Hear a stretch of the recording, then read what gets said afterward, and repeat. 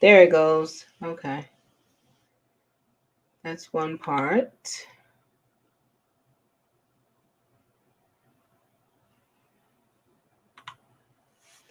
How you guys doing? Chat in there. Give me some chats. Let's see what we got. I cannot hear you, Rhonda. Let me allow you to talk. That could be because I don't have you talking.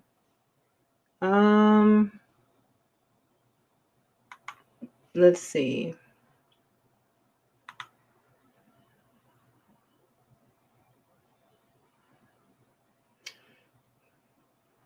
Monette, let's see. I'm gonna actually make Rhonda. Let me allow Rhonda to talk. Hey, Rhonda. Can you hear me now? Yes, I can hear you. I was able to hear you all the way through. Can you hear me? I can. Okay. All right, Now, let's go. Let's see. We haven't officially started yet, but we have started. We do have some attendees in the audience, and I see Monette, but Monette, I'm probably gonna have to hide you. I see you came in with my user. Let's see. Make host, co-host? No. Put on hold. What happens? Now I don't know, Monette. I just put you on hold, so I don't know if you can hear me. And so let's see, HUD. I'm just trying to put the America Midwives.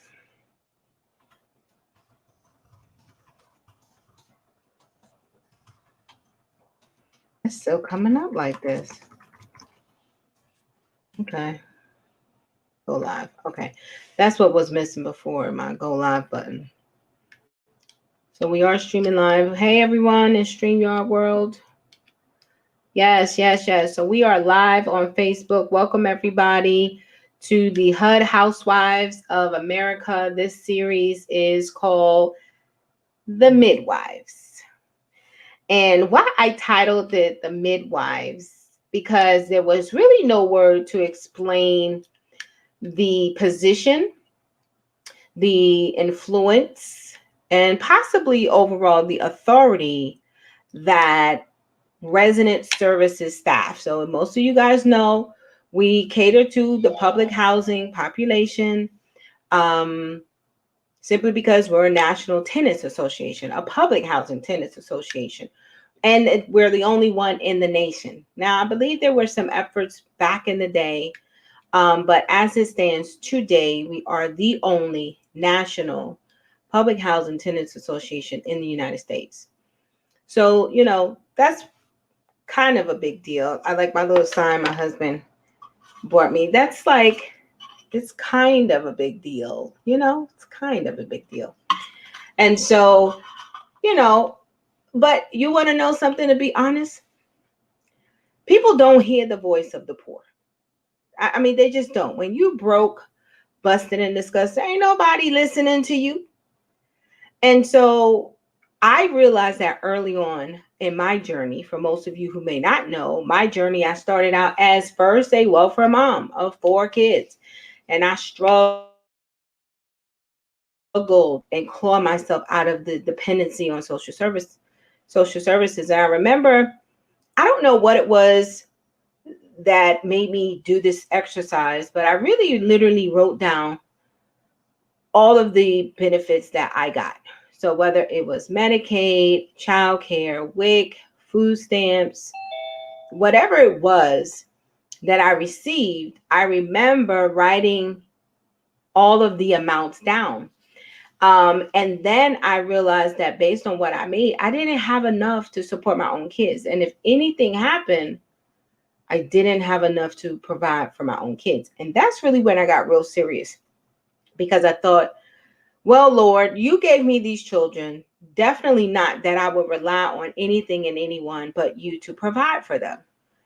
And I definitely am not going to lie, cheat, and steal for provision, because you're really bigger than that. And most of you guys have heard before that it was me actually telling the truth. When I refused to lie anymore, it was telling the truth that I wind up getting access to all of these little loopholes, like, bringing in income. I was able to bring in upwards of $12,000 a semester. And I say upwards because when I found out that I didn't have to come out of school, when I found out that the monies that I got from school wasn't counted as income, I said I'm never coming out of school. So I was a professional student for 12 years. However, it was that and then owning my own business and understanding that I could still own my own business and get food stamps and Medicaid and things like that. And that they counted business income different than they counted employment income. And so, allow me to frame this conversation as to why I think it's important that we have a conversation with the midwives, which are the people, the staff, the dedicated staff behind the doors of public housing. Now, I also know that most of you guys don't know that I used to also be a commissioner of a housing authority. So I was the one in the policymaking seat. I chaired the housing authority at that. So I got an opportunity to, have some influence over how the housing authority appropriated its contracts, or, making sure minorities were getting access to the contracts because they weren't. But then I also got an opportunity to work in a housing authority. And it was working in the housing authority that I had to revamp my whole schedule, because actually I learned a culture. There's a culture behind the four walls or behind the brick walls of public housing. And it is very, very hard to navigate and be successful in resident services. And so, yes, resident services. And remember when I said, don't nobody care about the poor. Nobody is really, listening to the poor. I mean, that's a real thing. And even in public housing, resident services themselves they're not even considered in many housing authorities. I won't say all housing authorities, but they're really not even considered, like, I'm not going to say a legitimate part of the agency, but they're like the stepchildren. They're like, oh, that's resident services. Oh, that's them over there. Oh, any kind of crisis, any kind of intervention, any kind of, like, the drama, the mental health, the stuff that happens in the units. Oh, call resident services. But I don't think the housing authorities, from the leadership down, from the commissioners to the executive directors, I don't think they really understand how connected resident services is to the lifeline, to the blood of the agency. And so we have a guest speaker here. Her name is Rhonda Lattimore. She's from the Jacksonville Housing Authority. She'll be joining us a little later to kind of share what she does, because I've been in this game for a minute, at least a decade. And in that decade, I have seen from the worst to the best.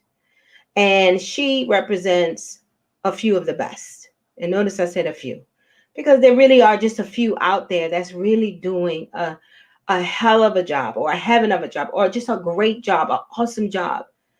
However, once I let you know all of the programs that exist in public housing, my question is, then why are we poor? Why are public housing residents still leading the charges, leading the poverty stats, still disproportionately represented in all other systems like mental health, welfare, criminal justice, free lunch?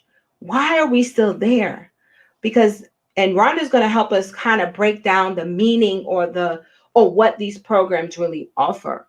You guys heard a couple of podcasts back, the Shady and Sharmwell from, McKinney, Texas. I'm sorry, Lashady. He got 13 kids and he came up. Come on now, he a black man with a rucker, and he got 13 kids and he came up. So if he was able to come up, that's telling you that we are not utilizing these programs by far the way we should. And so, I mean, he had a very empowering story, but he took advantage of some of the programs. Some of the other men that you heard on the Invisible Black Man, they too took advantage of some of the programs, like the Family Self-Sufficiency Program. Some of you might have heard it, some of you might not have heard it. I do believe that there is an accountability that residents will have, and it should be, because I don't think you should just, and I think this has been part of maybe like the entitlement. I think this is where, sometimes white America or that narrative comes in. Oh, it's an entitlement program. Oh, they're welfare queens. They love welfare. Because here is subsidies given to pay housing and to pay other benefits, subsidized through taxpayers' dollars. So I want you to think that someone is giving us a hand, some might say handout, but I would say it's actually a hand up. It just depends on how you look at it. So someone is paying, because in Africa, in Liberia, they do not have welfare programs like this. There's no such thing as no welfare, no Medicaid, no food stamps. Like, if you cannot go and feed yourself, you will starve. Y'all seen the commercial with Sally Ruthers? That is a real thing. I don't even know if that's her name. What's her name? Sally Ruthers, whatever. I don't know. What I'm saying is they will literally, you've seen the pictures where they have the baby on their back, they have their tub. I had this awesome picture. She had her baby on her back. She had her whole house was on her head. And she going to the market to make some money. And I promise you, I've always wanted to do like a switch where we flip. We take someone from Africa, bring them here into this housing, and we take someone from this housing, put them in Africa, and I promise you a world of difference will occur. Needless to say, there are programs in public housing that by far residents either don't know, they ain't looking for, they ain't paying attention, and it ain't just residents now. I know that there are a few housing authorities that just don't have any programs. One, there are some housing authorities that don't do the greatest job with telling you that these programs exist and or communicating the full benefits of the programs. There's also some communication barriers, like the us versus them. And so anything that they say, we're like contrary to, so we don't really listen with all ears. And so I just say to all residents that I don't know what it will take. However, we are in the era right now. We always should have been there, but this is a different time. The tides have changed.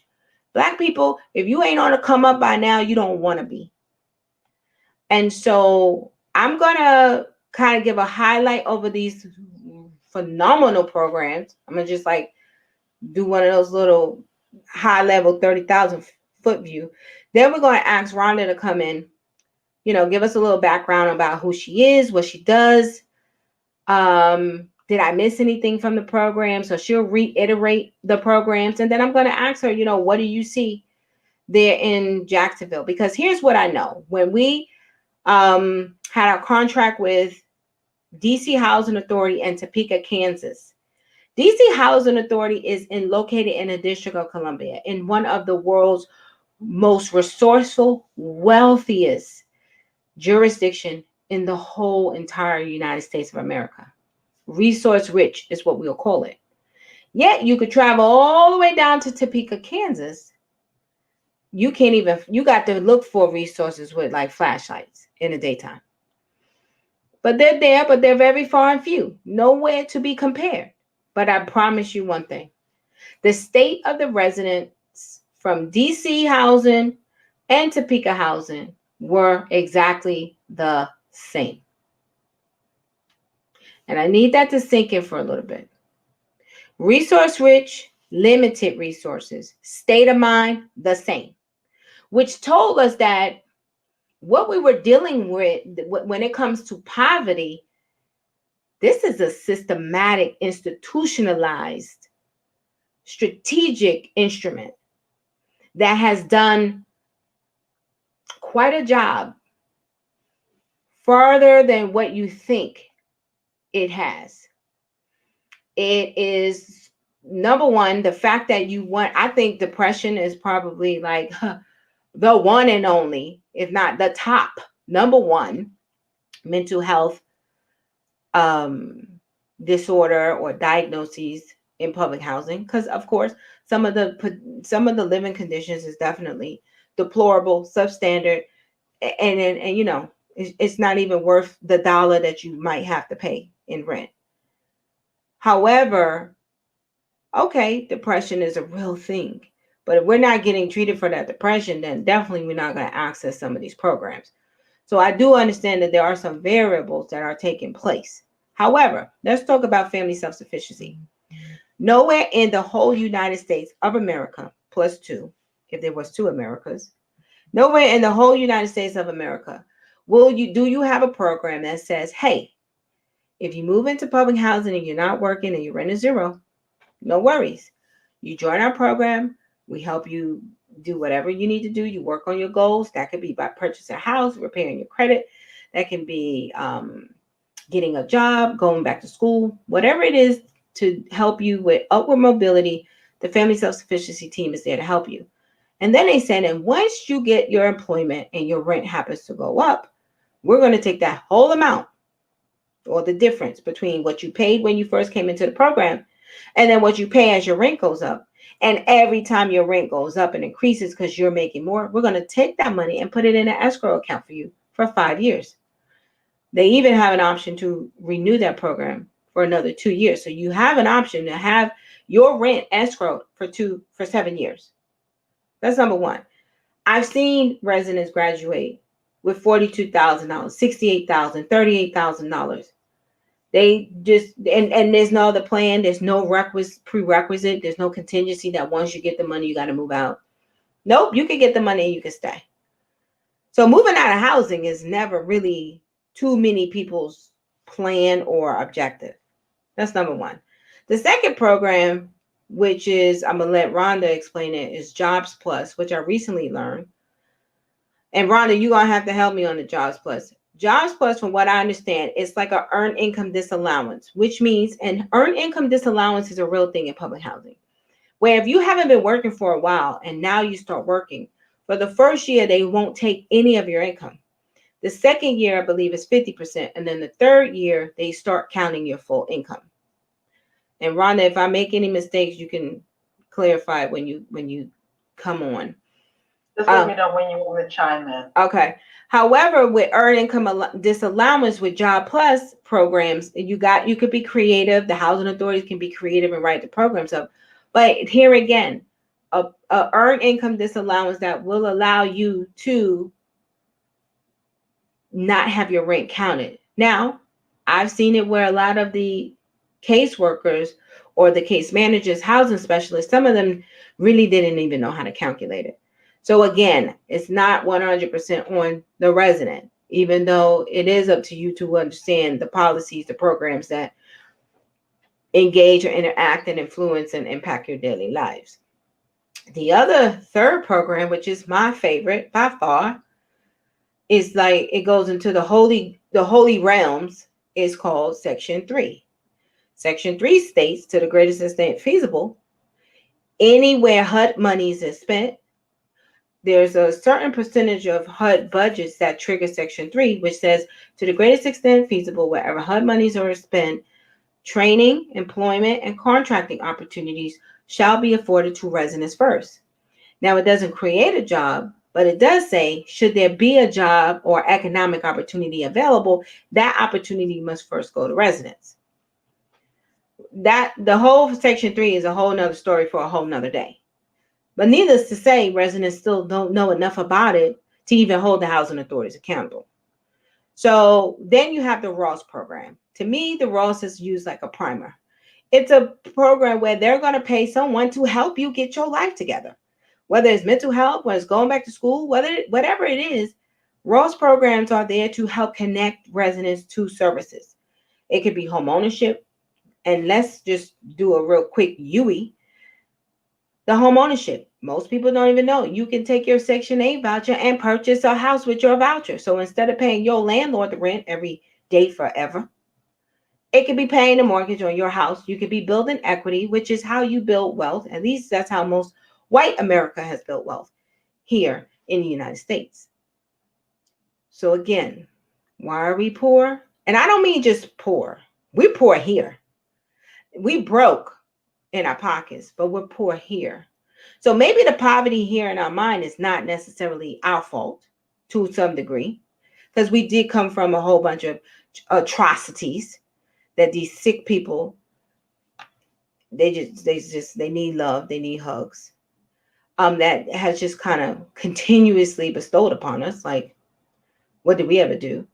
Um, but there's a correlation between here and your pockets. And so, with that being said, I'm going to turn it over to Miss Rhonda Lattimore from the the Jacksonville Housing Authority in Florida, because they do a spectacular job. She is spectacular. And she's always been one of my favorite staff persons or housing authority professionals. She believes this thing through and through in her heart. And I want her to share with us what, after she introduces, I guess, Rhonda, I'll ask you, based on what you see every single day and anything I said, correct it. Why are we poor in public housing? Okay, well, thank you, Raquel. How are you? Oh, it's been It a is long so good to day. see you again. I know. Thank you. I know it's been not that long, Love but the makeup, love the glam, love the glam. thank you. Thank you. And today's regular. I'm just regular. I was like, oh God, I don't feel like doing a whole bunch. So Look great. You look great. Well, thank you. congratulations on your podcast. I think this is a great event. And thank you for having me this evening. Absolutely. Ladies and gents, my name is Rhonda Lattimore. I am the Director of Resident Services here at the Jacksonville Housing Authority here in Jacksonville, Florida. I've been with the agency for 6 years. However, my career primarily have been in social services for the past 20 years. However, I initially went to school to become a lawyer. So I have my law degree. And I did go to law school, and it's interesting because you can invest in something that you truly believe in your heart, and then sometimes your dream and the experience doesn't always equate. Um, but I found social services, and social services found me. Mm. And I have been working for the past 20 plus years in serving others and assisting them in reaching their goals, period. Mm. I have worked with thousands of people in my career. And here at the Jacksonville Housing Authority, we're the second largest housing authority in Florida.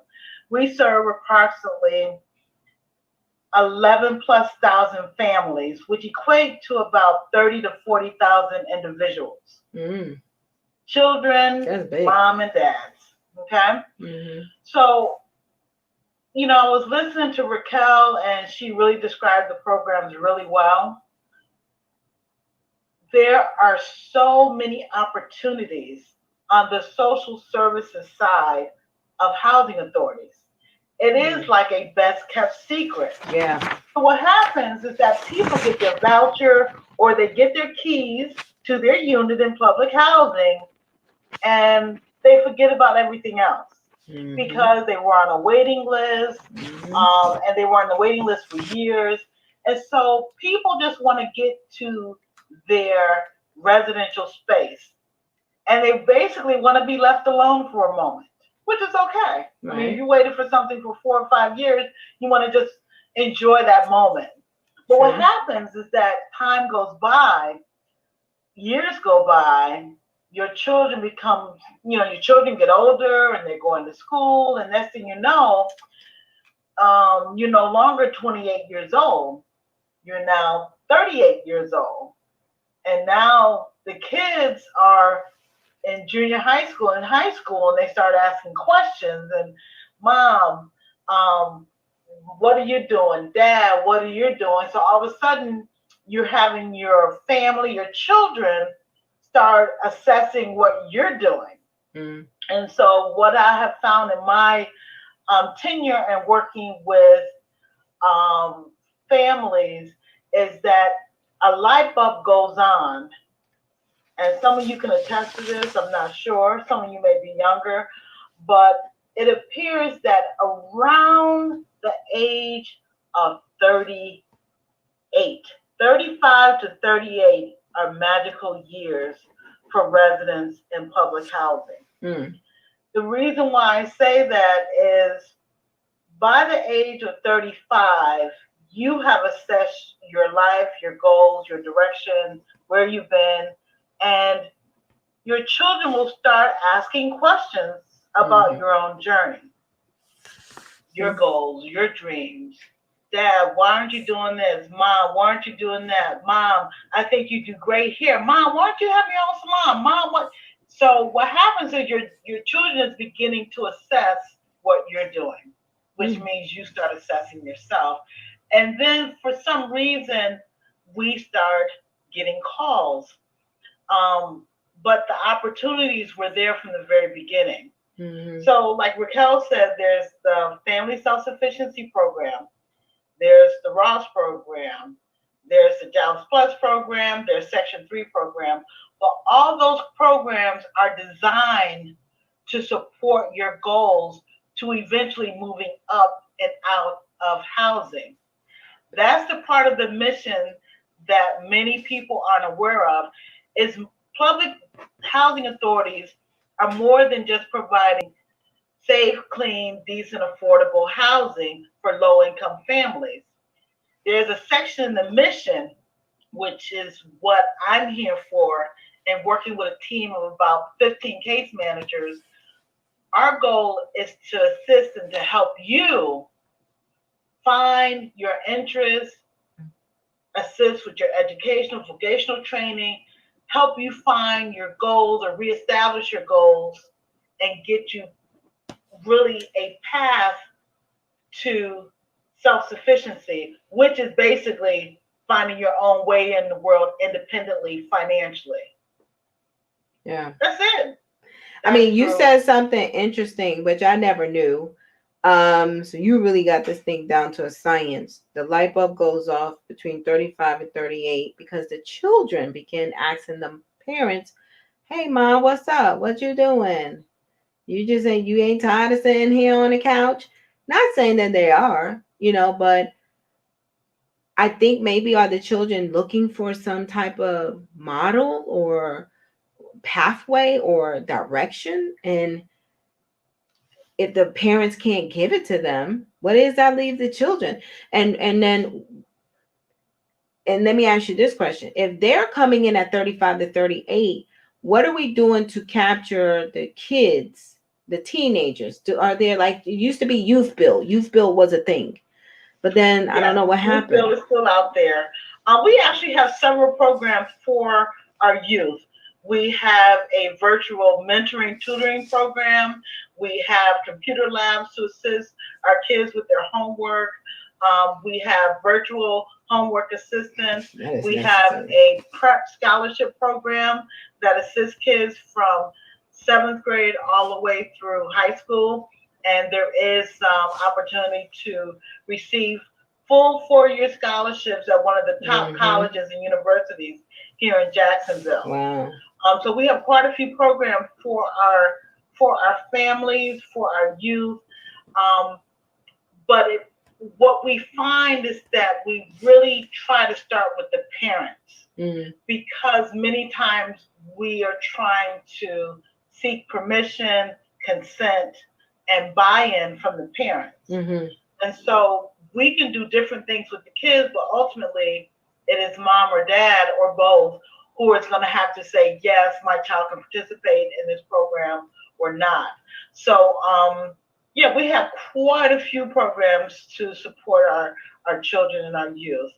Matter of fact, just this past year, 2 of our high school graduates received a full 4-year scholarship to the University of North Florida, full tuition, room and board, plus a laptop. Wow. And support. Now, let me ask you this. Is it true? Because as you're talking, I mean, I know the impact that you have on families. And my first question, or the thing that's coming to my head is, Jacksonville wouldn't be able to serve all their families anyway. or most housing authorities really couldn't. Let's just say, something crazy happened, like Trump got elected again, and he decides he wants to put term limits on public housing, and able-bodied families had 10 years or 5 years to move out. Would we be able to handle that demand? Um, well, put it like this: they've talked about term limits on the leases. It's been a discussion. There actually have been some experiments with smaller housing authorities regarding that. The problem is the first generation who have to deal with the term limits. Those were the ones where homeless rate would probably skyrocket. Now, when you say first generation, what do you mean exactly? The first generation, if there is ever a term limit on the lease for public housing, say it's 5 years, that first generation that would have to move in 5 years, that would probably be one of the heaviest level of homelessness in the country. Because they are probably the least equipped to make that transition immediately. And we think 5 years is a long time, but honestly, 5 years, Raquel, is a blink. It's a blink. That's why I said 10. I'm an advocate for 10, or at least, 10. Yeah, because you got to take 5 for the family self-sufficiency program by itself. I mean, you need a good 10 years max. Absolutely. Yes. Yeah. 5 to 7, but around 10. 10 is, Correct. I mean, because then at 10, I could have gone to school. I could have got a master's degree. I could have opened a small business and grew it. I could have done the FSS and moved on. You know what I'm saying? Like 10 is because, I think. But I mean, we said that they might start with something like 10, and then after the first generation of residents that leave, then they may reduce it to 7.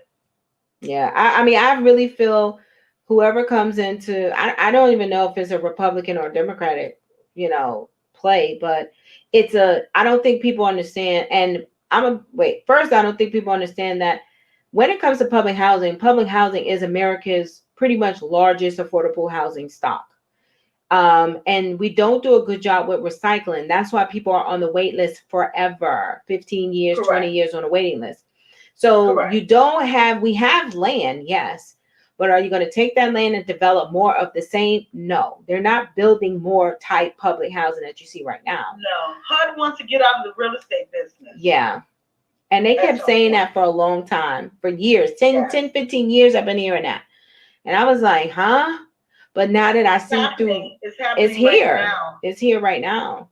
And it's here right now. So RAD development, private developers are coming in, owning up federal property. So you already know that if a private developer could come and own a piece of federal property and manage it like real estate property managers, HUD is definitely getting out of that game altogether.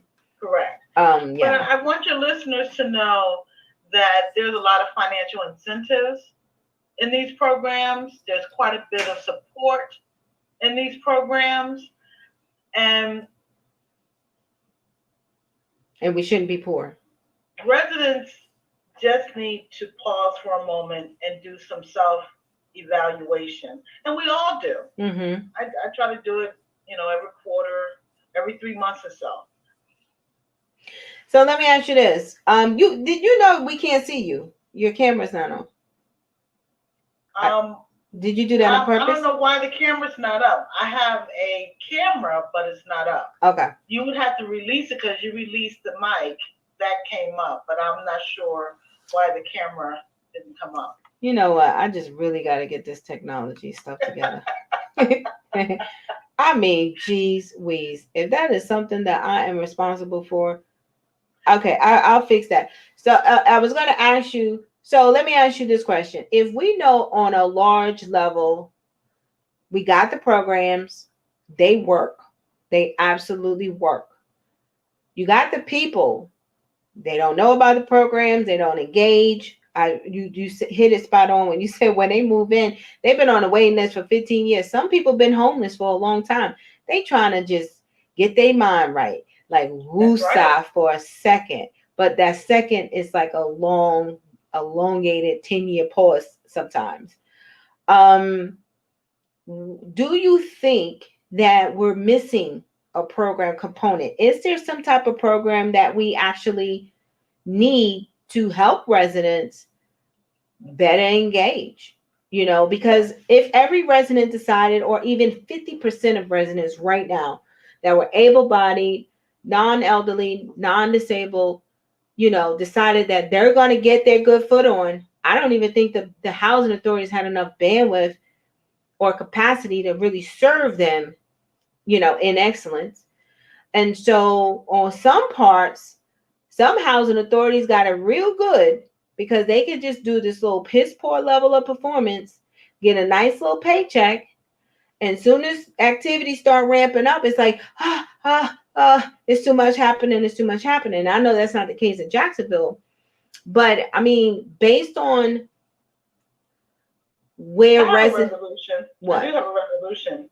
I think the key is when I think everyone in public housing should be assigned a case manager or is enrolled in some type of social services program as part of the lease when they sign their lease. Because you're capturing their attention, you have a captive audience right there. And so when people are signing their lease and they're getting their keys, then there should be something at that point where they hear immediately about the program, and then they are directed to call this number, or we are notified of the new resident or tenant, and we would reach out to them directly. Absolutely. That is a system that is doable. I'm not sure why housing authorities across the country don't do it. Maybe some do. But that is one of many opportunities to engage. Do you guys do that? With marketing? We do. And what I will say, Raquel, is that sometimes the system is as good as the players. And so if you have a team of property managers that are fully vested in the success of their residents, they are gung-ho. You're going to also have housing counselors, other property managers that they're focusing on their role and responsibilities in terms of making sure that a person is fully leased up and is getting their unit. They have the key, they do the walkthrough, and they're moving in. It's something that we have to do a better job in, not just Jacksonville Housing Authority, but I think across the country, in terms of how we guide our residents through, how we assist them with navigating this process. Yeah. That's true, because they do. That's what I was talking about, how it's like the stepchild, because when I worked at the housing authority, there was no connection between lease up and or even recertifications and us. And I'm thinking, and so I had to go and equate and meet all of the lease up, intake specialists. I made sure I put our flyers in their office. I had to explain to them what the programs were like, so that they can give the client a quick overview. Prior to me coming to the agency, that was never done. And that's how we were able to double the size of the FSS program, by simply making sure we reached out to these individuals. And I think there was this notion that, we're all the housing authority, everybody knows. No, they don't. No. People know their stuff, and probably that's it. That's right. I would suggest to your listeners and tell their neighbors, when you have time, the next time you pay your rent, ask your property manager who's the contact for resident services you want to find out about services and the programs that are available. Period. And they will give you that person's name, phone number, email address, but they will guide you to that person. It's give and take. It's like, agencies and organizations have to do a better job with the marketing, the outreach, but at the same time, residents that tap into it, it's amazing the growth and the success of some of our participants in the programs. In 2019, the Jacksonville Housing Authority, the FSS program, dispersed over $200,000. Listen to me, listeners, $200,000 to 36 graduates. That's from your housing authority? Yes. Whoa. Wow. Now, I'm going to be honest with you. That's why I told y'all. That comes out to about 5,000 or so per person. On average. We had 36 graduates from the FSS program, and we paid out over $200,000 to the 36 graduates. Not all 36 got 5,000. Some right. We got had more. A graduate that had 29,000. We had a graduate that had 4,000. Yes. We had a graduate that had 10,000. In addition to that, in the FSS program, eight of our participants purchased homes. Nice. Some had homes built from the ground up. Some purchased existing homes, but we had 8 homeowners. These are Section 8 participants that was able to take their Section 8 voucher and convert it into a mortgage subsidy, and was able to use that subsidy as paying their mortgage.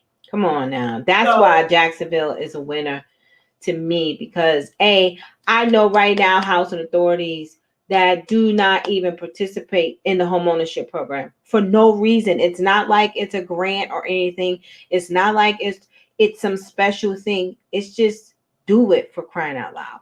Absolutely. We have public housing residents that go from public housing into home ownership because they work with dedicated, caring case managers that guides them through the process. In addition to them getting the savings account, you call it escrow, it's easy to just call it a savings account so people understand it. So here you go. You're working, a percentage of your earnings is going in the savings account up to 5 years, and your case manager is assisting you with home ownership. And I think we had a young lady, one case in point, real quick. We had a young lady last year. She was in public housing, 3 children, 39 years old. She started out, basically entry-level position, and she became a supervisor of one of her departments. So her income shot up. After 5 years, she then became a homeowner. We sat her down and we issued her a check of $9,000 after closing. After she purchased her house, we issued her a check for $9,000. She was so scared. She thought someone was going to come in the room and take her away. She said, "Do I have to pay this back?" We're like, "No, you earned this. This is an incentive." Wow. So the stories are phenomenal. The participants are phenomenal. There are residents, they realize they are gifted in so many different ways. Mm-hmm. Next thing you know, the person that does hair, she now has a braiding business, and she is now able to charge, instead of braiding for a friend for like $20. Now the retail market for her braids is $200, $300, $400, $500 and beyond. Mm-hmm. Because the interest in hair design and braids are actually very popular. Natural, So it's amazing how people find their gifts when they tap into these programs as well. Yeah. So let me ask you this, because a basic example. Most people don't know you. I don't want anyone to think that I'm just pigeonholing, because I'm not. Wait, say that again. I'm sorry, I cut you off. I don't want anyone to think I'm pigeonholing in terms of braiding hair. But it's just a basic example. Yeah. Well, I'm going to say this, that, Rhonda Lattimore is the director of resident services. So she hires staff. And I know the listeners on the webinar, those listening, you're probably saying, that don't sound like my resident services. You can't even get resident services on the phone in some of these housing authorities. that, that can be a true statement. I'm not going to, I mean, it's customer ridiculous. service, customer service, customer service. We all can definitely improve on customer service. But anyway, Raquel. So what do you look for when hiring a resident services staff? And I say this to say, especially in DC, that's where we're headquartered. DC is going through a major redevelopment plan. A lot of housing authorities are going through a redevelopment plan, and HUD is approving Section 8 vouchers for your relocation. Before you go, check the housing authority that you go into. Don't just be looking for whether or not somebody in that area is going to take your voucher. Because yes, you can't even move into a jurisdiction unless an entity will take on, absorb, or choose to build that voucher out. However, you want to make sure that they have programs like what Jacksonville has. They have programs for your kids, your youth, for you, whether it's Section 3, Jobs Plus, FSS, home ownership. Do not move into a jurisdiction that has no programs, and find out how engaged they are. What is the outcomes? What are the impacts that they're having on families? Just like it's looking for a job, this is the place you're going to call home. This is the place that you have the ability to come up and out. So I was going to ask Rhonda before we, close out, what are some of the qualities that a great resident services staff person has to have before you hire them? I would tell you, Raquel, and I would tell your listeners, it's very, very basic. Whoever is working with you have to be authentic in their care in supporting your goals. They have to care about you and your goals. That's their job. Their job is to care. Now, what I tell you is, some people want jobs and they just want to do the job without care. Well, those people don't last long in social services. Most social services professionals, the ones that are authentic and truly care, they're the ones that are in it for pretty much their whole career, like myself. Yes, I could have grinded out. Okay, I could have grinded out and got into the legal field. But once I got into social services, I had to make a conscious decision. Wow. And I made that decision. And once I realized that I have a gift in helping people reach their goals, just like I reached some of my goals, I was hooked. Wow. And so this is where I've been. So I will tell you, listeners, if you contact anyone in your housing authority from the from resident services, spend some quality time. If you get a feeling that this person does not care and they're going through the motion, then you'll know, and you can ask for, hey, is there someone else I can speak to in your department or your program? I'm serious. You really want someone who just basically care. And I know that sounds so simple, basic. Like, but duh. It's rich. Duh. It's rich. Like, of course they should care. But now let me ask you this question, because I've seen this too. And I have resident services staff that probably they were afraid to come on simply because they didn't want to really go on record saying certain things. But I know of agencies that are probably more in rural areas, run by mostly a majority Caucasian individuals, and the population is African American, and they feel like it's a slave plantation. Like it's like, you better not say nothing on the kingdom, on the plantation. Don't even open your mouth. What hope could we give to residents, even in those areas where nobody seems like they care? Because there are places like that, Rhonda. No one seems like they care. Then you need to start reaching outside of the public housing authority and really seeing what's in your community, because it does not matter where you live. True. there is a industry of social service professionals that's available to help you move forward in your goals. It is a bureaucracy out there. It is a lot of navigating.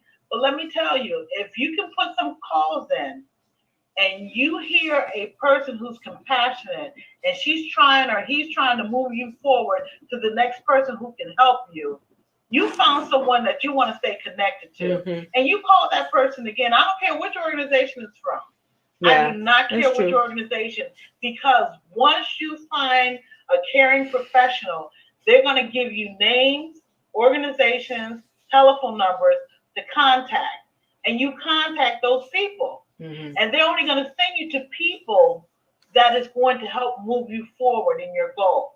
They're not going to send you to deadbeat anybody. Yeah. So you got to put true. those calls in. You got to ask questions. Don't be afraid. Now, some people may feel like, okay, well, I've heard it said, Raquel, that there is a business calculation to maintaining zero rent.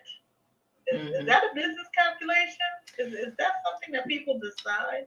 Yeah, that's a real thing. Business calculation is in their best interest not to pursue employment, not to pursue education, not to pursue any goals, and just pay zero rent. Yeah, that's a business calculation. Yeah. Well, I'm not sure how far that takes you. Yes, Nowhere. You may maintain your unit. You may maintain your unit, and you may have some benefits, but it leaves a void. Yeah, of course it does.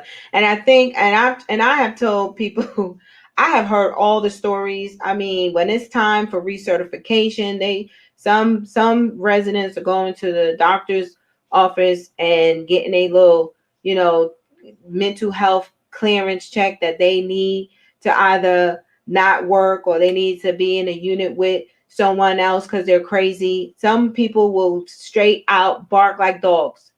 And they fake a disability, and that's so sick that you would even allow yourself to be in that type of form just for a subsidy of housing, because you don't want to put your best foot forward and be the best person you could be. I thought that's probably the most horrific story I've ever heard.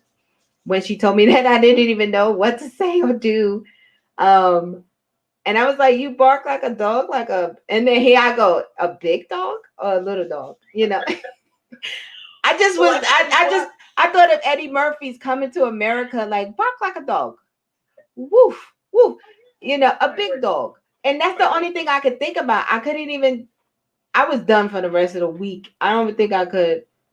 I was done. Let me tell everyone, the listeners on this podcast, you are in the right place. Raquel Williams is a great contact, and the fact that you're even on this call, I don't care if it's 1 or 100 and beyond, you made a decision. There's something within you where you're saying, you know what, I want to pursue this, I want to pursue that, I want to check out this podcast. That's what you have to do. You have to seek out people, knowledge, information, and it will start making you think more, feel more, react more, and do more. And the more you do, the more you're going to earn, not just financially, but emotionally, intellectually, mature-wise. There's so many opportunities for growth. Yeah. And don't be afraid to grow into who you are. And you may not even know who that person is going to be yet. If you're interested in being a doctor and you're 30 years old, you know what? You still can be a doctor. Amen. Don't let anyone tell you otherwise. And I know sometimes we get caught up in these cliches and it sounds so easy and it make it sound so easy. But let me tell you, if you can just connect with a couple of people who can give you some solid information and get you to the next point, it's like a connect the dot. Get you to the next point. Well, that next person that you connect with is going to get you to the next point, and so on and so forth, until you have your goal plan drawn. Yeah. So don't be afraid to ask questions. Ask Raquel questions. Reach out. Say, hey, Raquel, I'm at this housing authority. Who should I contact? You know what? Every housing authority is listed in Google across the country. Google resident services for your housing authority. It's going to list the name of the director, the manager, the coordinator. Everything truly is at your fingertips. So I am really impressed with everyone that's on this podcast. Yeah. I am just kudos for everybody. Thank you, Raquel. Thank you. You're doing a fabulous job. You really are. I've known Raquel now I've been like her fan for like the last 5 or 6 years. So I know. I remember coming to your housing authority doing my little. I don't even know what I was doing there. They weren't ready for you. Yeah, doing my little presentations with my doll babies, and we would just books and everything. Yeah. Sometimes people just aren't ready, but when you are ready, step out in faith, and we are here. We are real. And so if you need any type of support, numbers, who to get in contact with, we can get that for you. Motivation, inspiration, we got that here. Like, time waits for no one. So I just ask you guys to, because I know it is hard, just keeping focus, because sometimes people do look like, okay, I'm 38. Oh my God, where did my life go? And then you're in this like race against yourself, or you're comparing yourself to someone else, and as if you'll never get somewhere, or you'll never be where you need to be at a certain time. And it's like, enjoy the journey. You want to be alive in the next 10 years. If it takes 10 years, be committed to it. And I remember back then when I was starting my journey, I just said, I don't care if it takes me 20 years. It has to get done. And it has taken 20 years. And I look back at the time, my oldest is now 21. And I'm like, what? It is 20 years. I'm glad I started the journey then than trying to start it now. But everybody's in a different place. You got to start it now. You got to start it now. Every day you delay is a day you just will be further from where you want to be. And so thank you guys. Thank you, Rhonda, for coming out. You're so welcome. And listeners, one more message, a tip for the night. Got it. Be self-forgiving. True. Be self-forgiving. That's good. It's okay. Be self-forgiving. Be self-forgiving. I put that on my notes right there. Be self-forgiving. All right. Very good. Thank you for that. And shout out to the Jacksonville Housing Authority. I know they're looking for a new executive director down there. I pray you guys get somebody that just loves people and the people they serve. Shout out to the resident services staff in Jacksonville. You guys are doing a great job. To everybody in Jacksonville, dream work makes the team work. And I know Rhonda is not a one-woman show. She has an awesome team behind her. So awesome team. Yes. Absolutely. Thank you for doing what you do. I love it because it gives credibility to what I stand for and what I promote. And so thank you for being one of those out there just doing it. I mean, like, for real. And you're doing it. You are doing it. And we're doing 25. It. How old? 25? 25? Oh, yeah. Okay. I'll take that. So you guys, thank you guys for listening. We have no questions. Usually I open it up, but I asked everybody if they had any questions. If you guys have any questions for Miss Lattimore, this would be the time to ask. And if not, then we're going to, part ways and see you guys next week at the same time, same place. And of course, yep, we do have a question. Hold on. Let's see, Miss. Hey, Misha. Oh. Hey, Misha, can you hear me? Unmute your phone. Okay, there you go. You have a question? Go ahead. Good evening. I always have a question. That's right, and that's good. You should. Miss Lattimore, you're awesome, and I am so appreciative of the work that you all are doing in Jacksonville, Florida. Thank you. I can't say the same here where I am. I know you was about to go to say I know. So we have done some of the very things that you have said do when it comes to our housing authority. Yes. As far as reaching out to other people, other places, and things like that, because we are not satisfied with the housing authority where I am. So, what would you suggest if we can't get like So, for instance, we've asked the resident services here if they could just give us a mission statement. We haven't gotten that as of yet. We've asked, website. well, it's not there. Not for resident services, for the overall housing authority, yes. But what would you suggest for us to do? What would be our next step? Seeing though we had made different calls and reached out to other people and places outside of the housing authority. We've reached out to HUD. We've reached out to a number of people and places, but we haven't been able to get the help that we are desiring to get some of these very things that you mentioned. Are you part of the resident council? Are you a council president or officer? I was a part of the council. However, I resigned. But once I have some other things coming up. So my goal is to run for president of the resident council this year. And I know I probably can't do some things until then. Well, there's a few things you can do. I'm not sure. Have you tried to reach out to leadership at the housing authority, like the president or the CEO? I think that we have. Say it again, Raquel.